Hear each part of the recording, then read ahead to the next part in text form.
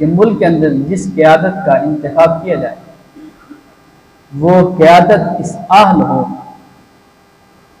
اس پر گفتگو کرنے سے پہلے میں امیر المومنین حضرت عمر فاروق رضی اللہ تعالی عنہ کی بات آپ کے سامنے رکھنا چاہ رہا ہوں کہ کس قدر قیادت کا انتخاب ضروری ہے، کس قدر اچھے لوگوں کا ہونا ضروری ہے۔ امیر المومنین حضرت عمر فاروق رضی اللہ تعالیٰ عنہ لوگوں کے اندر موجود تھے۔ آپ نے لوگوں سے کہا کہ ہر بندہ اپنی اپنی خواہش بتائے کہ کس بندے کی کیا خواہش ہے۔ ایک بندے نے وہاں بیٹھے عرض کی، اے امیر المومنین، میری خواہش ہے کہ میرا گھر سونے سے بھرا ہوا ہو اور میں سارا سونا اللہ کی راہ میں خرچ کروں۔ دوسرے شخص نے کہا، امیر المومنین، میری خواہش ہے کہ میرا گھر موتیوں سے بھرا پڑا ہو، سارے موتی رب کی راہ میں قربان کر دوں، رب کی راہ میں خرچ کر دوں، رب کی راہ میں لوٹا دوں۔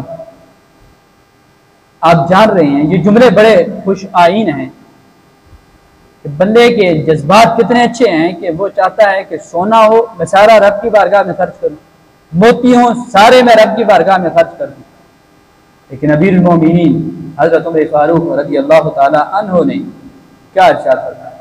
آپ نے فرمایا، کاش رب یہ فضل کر دے یہ گھر بندوں سے بھرا پڑا ہو اور اس میں بندے کہیں ابو عبیدہ بن جراح موجود ہوں، کہیں معاذ بن جبل موجود ہوں، کہیں حضرت سالم رضی اللہ تعالیٰ عنہ موجود ہوں، کہیں حذیفہ بن یمان موجود ہوں۔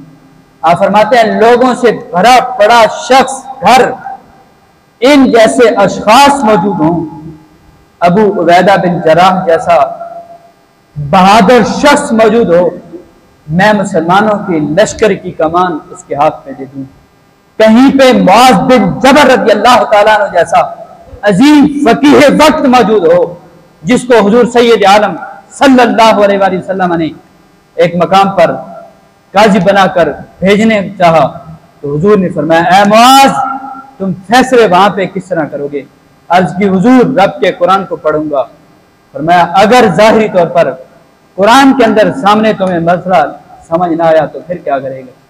عرض کی، حضور آپ کے فرامین کو دیکھوں گا۔ سرکار نے فرمایا اگر میرے فرامین کی جستجو کے اندر بھی تمہیں مسئلے کا حل نہ ملا تو پھر، عرض کی، حضور پھر اپنی رائے قائم کروں گا۔ اس سے پھر علماء نے جو ہے وہ استنباط کا استخراج کا مسئلہ لیا۔ حضرت معاذ بن جبل رضی اللہ تعالیٰ عنہ وہ عظیم فقیہ وقت قاضی القضات تھے۔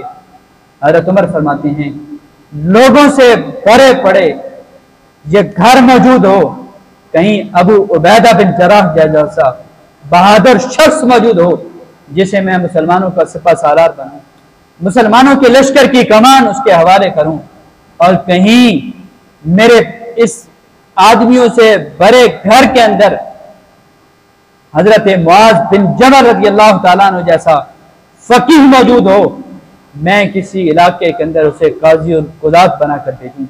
کہیں حضرت سالم رضی اللہ تعالیٰ عنہ جیسا شخص موجود ہو جو قرآن کی فہم رکھتا ہو، جو قرآن کی سمجھ رکھتا ہو، جو قرآن کو پڑھنا جانتا ہو، قرآن کے مسائل جانتا ہو، میں لوگوں پر مامور کر دوں کہ وہ لوگوں کو قرآن کی تعلیم دے، لوگوں کو قرآن پڑھائے، لوگوں کو قرآن کے مفاہیم سمجھائے۔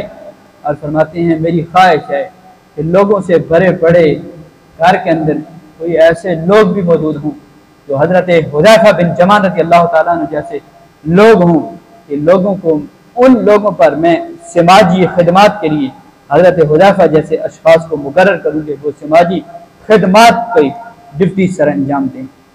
مطلب کیا ہے؟ حضرت عمر رضی اللہ تعالیٰ عنہ کی دور اندیشی اس بات پر خیال درا رہی ہے قیادت اچھی ہونی چاہیے۔